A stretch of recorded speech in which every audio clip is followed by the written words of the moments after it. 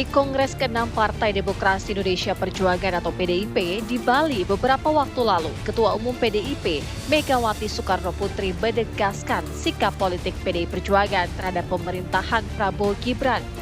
Megawati menyatakan partainya tidak memosisikan diri sebagai oposisi atau berkoalisi. PDI Perjuangan akan menjadi penyeimbang dan mendukung kebijakan pemerintah selama berpihak kepada rakyat. Oleh karena itu, PDI Perjuangan tidak memosisikan sebagai oposisi dan juga tidak semata-mata membangun koalisi kekuasaan. Kita adalah partai ideologis yang berdiri di atas kebenaran, berpihak pada rakyat, dan bersikap tegas sebagai partai penyeimbang demi menjaga arah pembangunan nasional tetap berada dalam rel konstitusi dan kepentingan rakyat banyak. Kita akan mendukung setiap kebijakan pemerintah yang berpihak pada rakyat, namun kita juga akan bersuara lantang dan bertindak tegas terhadap setiap penyimpangan dari nilai-nilai Pancasila, keadilan sosial, dan amanat penderitaan, dan saya tambahkan hukum yang berkeadilan. Sementara itu, sejumlah petinggi PDI Perjuangan mengungkapkan dukungan banteng moncong putih terhadap pemerintah tidak berarti harus bergabung ke dalam pemerintahan. Lalu bagaimana peta politik saat ini berkaitan dengan sikap terbaru PDIP? Benarkah melunaknya sikap PDI Perjuangan dengan mendukung pemerintahan Prabowo membuka peluang adanya reshuffle kabinet dalam waktu dekat? Ataukah sebaliknya, PDIP tetap setia di luar pemerintahan meski tetap mendukung pemerintahan?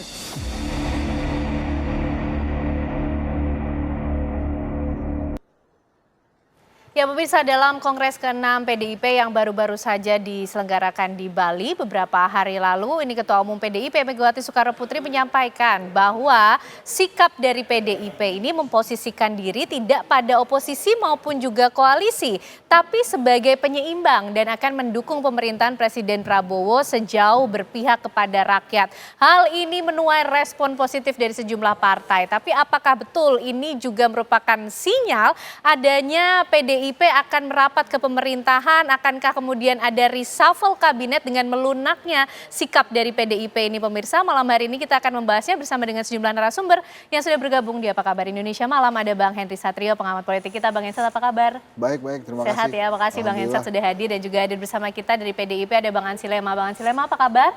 Baik ya, Bang. Selamat malam. Selamat malam, terima kasih sudah hadir dan juga bergabung melalui sambungan Zoom. Ada Sekjen dari Partai Demokrat, Bang Herman Khaeron. Selamat malam, Bang Herman. Selamat malam. Oke, baik. Bang Ansy Lema, ini kan aktor utamanya nih, memposisikan diri bukan oposisi, bukan koalisi, tapi mendukung pemerintahan. Kenapa kemudian tidak langsung masuk saja ke kabinet, Bang Ansy Lema? Sikap politik PDI Perjuangan dan posisi politik PDI Perjuangan hari ini sebenarnya tidak jauh berbeda dengan sebelum Kongres digelar. Yang perlu saya sampaikan bahwa posisi politik, sikap, dan orientasi politik PDI Perjuangan itu sepenuhnya merupakan hak prerogatif Ketua Umum. Dalam hal ini Ibu Mega, tetapi tentu dengan mendengarkan aspirasi dan merekam suara-suara dari DPD, DPC, dan juga kader partai. Dan sikap politik itu selalu diputuskan dalam forum tertinggi internal PDI Perjuangan, yaitu di Kongres. Dan dalam Kongres ke-6 kemarin, kalau bicara soal sikap politik PDI Perjuangan, posisi politik PDI Perjuangan itu sudah sangat lugas, tegas, dan terang benderang disampaikan oleh Ketua Umum Ibu Megawati Soekarno Putri dalam pidato politiknya. Sikapnya itu tentu Ibu katakan, pertama, Indonesia ini menganut sistem presidensil. Karena itu tidak dikenal terminologi oposisi ataupun juga koalisi. Yang ditegaskan oleh beliau adalah soal posisi PDI Perjuangan sebagai partai penyeimbang. Apa maksudnya sebagai partai penyeimbang? Ibu juga menegaskan bahwa PDI Perjuangan sepenuhnya mendukung pemerintahan Presiden Prabowo Subianto. Mendukung artinya kalau kita melihat bahwa kebijakan program kerja Kabinet Presiden Prabowo itu betul-betul sejalan dengan Pancasila, konstitusi, dan berorientasi pada kesejahteraan dan keadilan rakyat, tentu PDI Perjuangan akan memberikan dukungan. Oke. Tetapi kalau seandainya dinilai bahwa kebijakan-kebijakan itu, program-program itu tidak sejalan dengan kepentingan dan aspirasi masyarakat, tentu PDI Perjuangan akan melakukan kritik-kritik Oke. konstruktif. Oke, Jadi kritiknya itu kalau kemudian ditarik bergabung ke kabinet gimana Bang Ansilema untuk kemudian menyampaikan kritik pembaruan tersebut, bergabung sajalah di kabinet? ya, Ibu Mega telah menyampaikan sikap politik dan posisi politik PDI Perjuangan sebagai partai penyeimbang, dan partai penyeimbang itu berarti berada di luar kekuasaan, di luar pemerintahan, Oke. tetapi bisa memainkan peran sebagai mitra strategis yang mendukung agenda-agenda pembangunan. Kalau itu sejalan dengan kepentingan populis rakyat, tetapi juga melakukan peran sebagai mitra kritis, memberikan kritik-kritik konstruktif juga. Oke. Tentu dasarnya adalah politik nilai. Jadi PDI bukan sekedar memainkan politik angka, ya, mendekat pada kekuasaan untuk mendapatkan 2-3 kursi jabatan, Oke. menteri ataupun juga komisaris. Not. Baik, baik. Bagi PDI Perjuangan, politik hari ini adalah memainkan politik secara proporsional sebagai partai penyeimbang. Oke, Sehingga Bang Ansilema. kemudian fungsi kontrol, checks and balances itu bisa betul-betul dimainkan secara Oke. optimal. Oke, Bang Ansilema, Menjadi sparring partner lah Oke, dalam sparring bernegara partner. ini. Cukup banyak nih kata-kata baru yang kita dengar malam ini Bang Hensat dalam berpolitik. Ini penyeimbang, bukan oposisi, bukan koalisi, mitra strategis tapi di luar pemerintahan. Ini apa kita mengartikannya? Definisinya seperti apa sih Bang Hensat? Ini PDI Perjuangan saat ini sedang memainkan matematika sederhana sebetulnya. Oke. Matematika sederhana itu satu, kan Pak Prabowo tidak mengambil kenikmatan yang dimiliki oleh PDI Perjuangan sekarang kan. Mbak Puan tetap ketua DPR, Ibu Mega tetap di BRIN, tetap di PPIP. Kader-kadernya banyak yang menjadi duta-duta besar. Di lembaga-lembaga negara lainnya juga banyak kader-kader PDI Perjuangan. Nggak diambil kenikmatannya. Tapi yang kedua, kenapa saya katakan matematika sederhana? Dengan menempatkan diri di luar kabinet, maka rakyat akan ingat bahwa PDI Perjuangan ini di luar kabinet nih. Jadi kalau nanti pas pemilu 2029, Oke. suara-suara oposisi itu larinya kemana? Ke PDI Perjuangan kan. Jadi nikmatnya dapat, suara juga tidak hilang. Nah ini sebetulnya yang dimainkan oleh PDI Perjuangan. Makanya tadi saya katakan ini matematika sederhana aja. Karena kan sekarang oposisi mau lari kemana suaranya? Nggak ada. Semuanya masuk di Pak Prabowo kan. Karena Pak Prabowo kan rumus politiknya itu keren emang. Ada dua. Yang pertama merangkul semua. Ya. Yang kedua, bila elit politiknya rukun, maka pembangunan bisa dijalankan. Nah itulah juga yang dikomunikasikan oleh Dasko lewat postingan Instagram Ya, itu sering yang sekali ya. yang sama Ibu Mega, sama Mbak beberapa Puan, sama Mas kali. Nanan. Itu kan sudah jelas komunikasinya. Pemilu sudah usai. Mari kita bangun bangsa dan negara ini.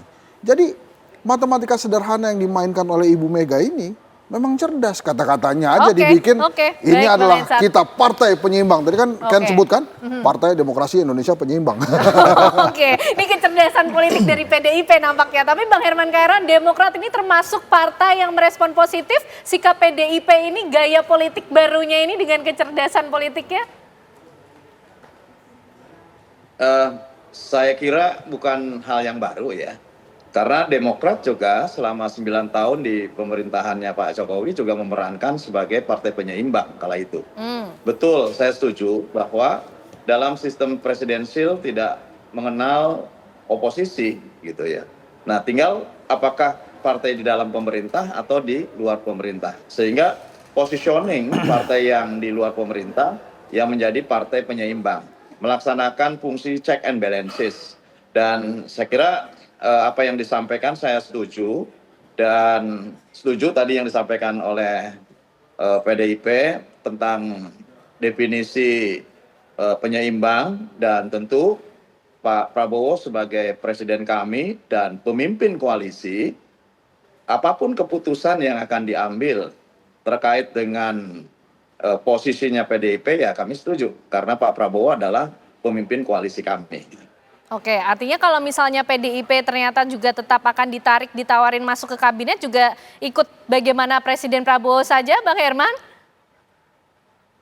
Ya kan Pak Prabowo pemimpin koalisi. Dan tentu semakin guyup, semakin rukun, semakin bersama-sama kita untuk membangun negeri, untuk membangun bangsa akan semakin baik. Artinya dengan berbagai ide, gagasan, dan mungkin masing-masing partai memiliki pemikiran yang berbeda-beda, tetapi kalau kemudian ini diramu oleh Presiden Prabowo menjadi satu tujuan berbangsa dan bernegara kita, rasa-rasanya ini akan lebih baik. Karena idealnya memang dalam menuju kepada tujuan berbangsa dan bernegara, ya kita harus padu, harus bersatu. Kalau modal dasar itu kita bisa dapatkan, saya kira tujuan yang apapun sulitnya bisa kita lalui. Oke, berarti gimana pucuk pimpinan pemerintahan Presiden Prabowo Subianto nanti mengambil keputusan? Mungkin saja ada reshuffle, berarti ada kocok ulang. Seperti apa peta politiknya kalau memang itu terjadi? Kita temukan jawabannya pemirsa untuk Anda usai jeda.